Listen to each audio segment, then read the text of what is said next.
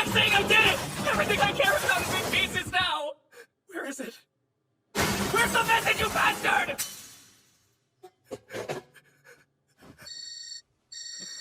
Mommy, what are you doing? You don't need to worry about me. I was smashing everything I had and suddenly... Nobuaki. No! पता चलता है नाबुयाकी ने अपना phone कहीं गिरा दिया है, यानी कि पिछले एपिसोड में जो फोन नात्सुको को मिला था वह फोन नाबुयाकी का था। केंटा बोलता है कि मैं पार्क में जाके देखता हूँ कि कहीं तुम्हारा फोन वहाँ तो नहीं गिरा है। तब नाबुयाकी बोलता है नहीं, इससे पहले मुझे घोस्ट टाउन जाना है जहाँ पर किंग्स के गेम को खत्म करने का राज छुपा हुआ है, मुझे वहाँ जाकर देखना ही होगा। नाबुयाकी बताता है 40 साल पहले शायद पहला किंग्स गेम एक छोटे से गाँव में शुरू हुआ था। सिंपल और सादा था, इतना कि आप वहाँ बोर हो जाओगे। काफी पीसफुल गाँव था, बट एक व्हाइट पेपर और काले एनवलप के साथ वहाँ किंग्स का गेम स्टार्ट हुआ और देखते ही देखते उस गांव से पूरा गांव का गांव साफ हो गया। मुझे वहाँ जाके चेक करना है किंग्स गेम का ओरिजिन कहाँ से हुआ है। उस गांव का अगर कोई बच गया होगा, वहाँ कोई ना कोई रिकॉर्ड तो होगा। मैं वहाँ जाके उन रिकॉर्ड्स को चेक करूंगा ताकि मुझे कोई तरीका मिल सके किंग्स गेम में जीतने का और सबको बचाने का। नाबुयाकी की बात सुनने के बाद वो बोलता है कि हम भी उस गाँव में तुम्हारे साथ चलेंगे ताकि तुम्हारी मदद कर सके। नेक्स्ट डे सुबह वो तीनों ट्रेन में उस विलेज की तरफ जाने लगते हैं। वहाँ पर नाबुयाकी पूछता है मित्सुकी से कि मित्सुकी, तुम इस शॉर्ट स्कर्ट में ट्रैकिंग पे पहाड़ों पे जा रही हो, क्या ये विचार सही है? खैर, इस बात को यहीं रोकते हुए केंटा पूछता है कि हे, तुम्हें तुम्हारा पुराना फोन मिल गया, नए फोन के सारे स्टफ को पुराने फोन में डाल दो तो किंग का ऑर्डर तुम मान पाओगे। तब मित्सुकी बोलती है लेकिन नात्सुकी बोल रही थी कि अगर मैंने फोन चेंज किया तो मुझे पनिशमेंट मिलेगी। नाबुयाकी बोलता है कि नहीं, कल रात के बाद से मुझे नात्सुको की किसी बात पर भरोसा नहीं रहा। केंटा पूछता है नाबुयाकी, पिछली बार तुम्हें लगा था कि कौन किंग हो सकता है? तब नाबुयाकी बोलता है पिछली बार मुझे लगा था कि जो किंग है वो हम स्टूडेंट्स के बीच में से कोई होगा, बट पिछली बार मैं रॉन्ग निकला था। यह बताते हुए वो अपनी फ्लैशबैक स्टोरी सुनाता है कि उसकी एक फ्रेंड जिसे सेम ऑर्डर मिला था जैसे केंटा को मिला था, बट उसने उस ऑर्डर को कंप्लीट करने के लिए खुद को ही ऑर्डर दे दिया कि वह किंग को टच करेगी। यह मैसेज देखकर नाबुयाकी ने उसे कॉल करके बोला कि ये क्या बेवकूफी है नाओयामी, तुम ऐसा कैसे कर सकती हो? तुम अपने आप को कोई सिंपल सा ऑर्डर दे और बचकर निकल जाता। तब नाओमी बोलती है नाबुयाकी, तुम्हें लगा था ना कि जो किंग है वो हम स्टूडेंट के बीच में से कोई होगा, तो मैं सभी स्टूडेंट को एक बारी बारी जाके टच करूंगी और जैसे ही मैंने किंग को टच करूंगी हमें मैसेज आ जाएगा कि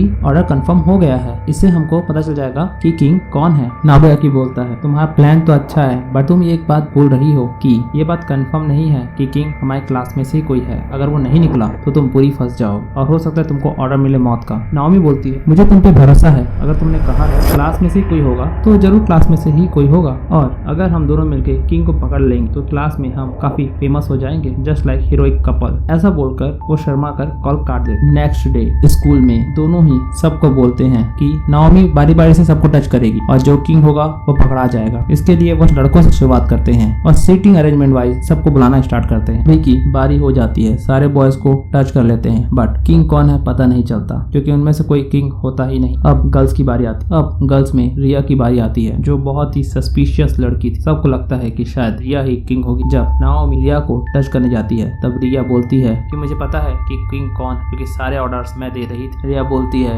कि अगर तुम लोगों को पता चल गया कि किंग कौन है तो तुम क्या करोगे उसके साथ? क्या किंग का पता चलने पर तुम उसकी मिलकर मारोगे या उसे कैसे रोकोगे गेम को आगे बढ़ाने से? क्या तुमने इस बारे में कुछ सोचा है? रिया बोलती है तुमने इस बारे में कुछ सोचा है तो ये चीज फालतू है, तुम पता लगा रहे हो किंग कौन है। किंग को रोकने का एक ही तरीका है कि उसे जान से मार। तब नाबुयाकी बोलता है ये तुम क्या कह रही हो, हम किसी को मार नहीं सकते। तब रिया बोलती है तब तुम्हारी ये कोशिश बहुत ही फालतू है। इतना कहकर वह नाओमी की हाथ को पकड़कर खुद को टच कराती है और यहाँ कोई मैसेज नहीं आता तो पता चलता है रिया भी किंग नहीं है, वो उनके दिमाग से खिलवाड़ कर रही, बट उसके पॉइंट्स बहुत ही जेन्युइन थे। तभी जिमी बोलती है कि अब से 5 लड़कियां बची हुई हैं, अगर हम में से कोई भी किंग नहीं निकला तो बहुत गड़बड़ हो जाएगी। इस पर नाओमी डरते हुए बोलती है कि मुझे भरोसा है कि किंग हम में से ही कोई होगा। जैसे ही नाओमी चिनी को टच करती है एक मैसेज नाओमी के फोन पर आता है और ये देखकर सबको लगता है कि किंग चिमी है, बट ऐसा नहीं होता, वो मैसेज किसी और का था। तो ये बात कंफर्म हो जाती है कि चिमी भी किंग नहीं है। अब नाओमी डरने लगती है क्योंकि सिर्फ 4 लड़कियां बची थी और अगर क्लासरूम में से कोई भी किंग ना निकला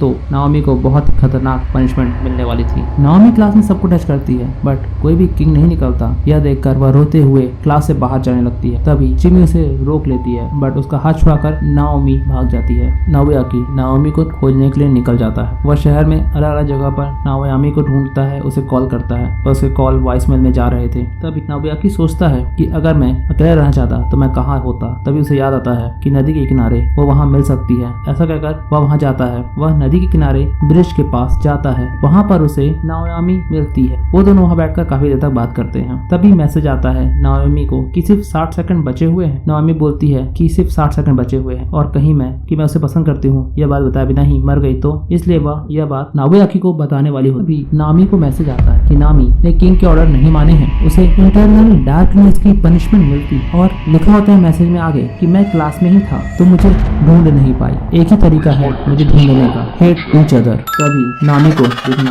बंद हो जाता है और यह इंटरनल डार्कनेस के साथ। तभी नाओयाकी को मैसेज आता है कि वह अपना कोई बहुत ही इंपॉर्टेंट चीज खोएगा। नामी पूछती है कि क्या ये किंग का ऑर्डर था। तब नाओयाकी बोलता है हाँ, बट ये मेरे लिए नहीं था। वह नामी को झूठ बोलता है। नाओयाकी को कंटिन्यू कॉल आना स्टार्ट हो जाता है। नामी बोलती है कि शायद ये चिमी का कॉल है। तब नाओयाकी बोलती है तुम्हें टेंशन लेने की कोई बात। रिवर बैंक में बैठे बैठे सुबह हो जा। नाओयाकी की आंखें लग जाती है और नायामी बाहर आकर कॉल उठाती है और पूछती है कि मैं ठीक हूँ, क्या तुम मुझे बता सकती हो नाओयाकी को क्या ऑर्डर मिले हैं। तब वहाँ पर से उस ऑर्डर को बता देती है। इसके बाद हम देखते हैं कि नाओयाकी की आंखें खुलती है। वह आसपास देखता है कि नाओमी वहाँ नहीं होती है। वह नाओया को कॉल करके बोलता है नाओया क्या नाओमी वहाँ है कि नहीं, वो यहाँ नहीं है। तब नाओया पूछता है कि नाओयाकी तुम अपने ऑर्डर का क्या करोगे। तब नाओयाकी बोलता है कि मेरा ऑर्डर उतना खतरनाक नहीं है, बट मुझे नाओमी को ढूंढना जरूरी है क्योंकि पनिशमेंट के तौर में उसे कुछ भी दिखाई नहीं दे रहा है, पता नहीं वो कहाँ चली गई है। यह बोलकर नाओयाकी शहर में चारों तरफ नाओमी को ढूंढने लग जाता है। अब एट लास्ट नाओयाकी का कॉल नाओमी को लगता है। नाओयाकी नाओमी को पूछता है कि तुम कहाँ हो, मैं कब से तुम्हें ढूंढ रहा हूँ। नाओमी बोलती है क्या तुम्हें सच बताओगे कि तुम्हारे ऑर्डर क्या थे, क्या मैं तुम्हारे लिए इंपॉर्टेंट। तब नाओयाकी बोलता है कि हाँ तुम इंपॉर्टेंट हो मेरे, बट मैं अपने घर में जाकर किसी पसंद की चीज को तोड़ दूंगा जिससे मेरे ऑर्डर कंफर्म हो जाएंगे, इसलिए तुम्हें खुद को